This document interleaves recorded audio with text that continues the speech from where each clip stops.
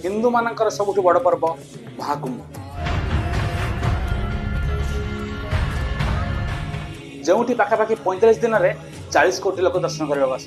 देशर प्रधानमंत्री नरेंद्र मोदी आरंभ कर योगी आदित्यनाथ भली दिग्गज नेता ता सहित बड़ बड़ बिजनेसमैन एवं फिल्म अभिनेता माने समस्ते आसी एठारे स्नान करें। आपण यह पछर इतिहास जानते कि? चिंता करिवार नहीं, मु अच्छी ना समुद्र मंथनर समय।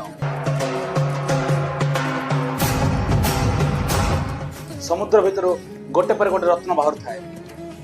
हलाहल विष, ऐरावत, चिंतामणि, कल्पतरु वृक्ष एपरी अनेक रत्न। शेष बाहर अमृत।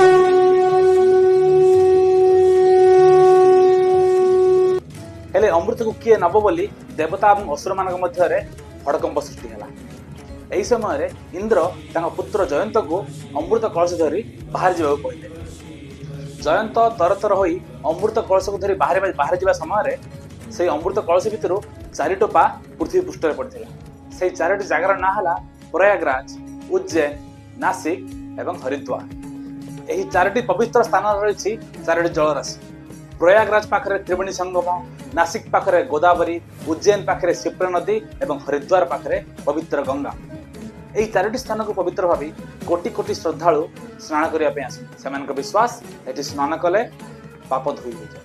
किसी लोग यह भी कहते जे बृहस्पति ग्रह को निज कक्ष चारिपटे बुलाया पाखापाखि 12 वर्ष समय लगी और यह कुंभमेला प्रति 12 वर्ष को थरे आयोजन होता है। यह भारतर गौरवान्वित विज्ञान शास्त्र परिचय दिए।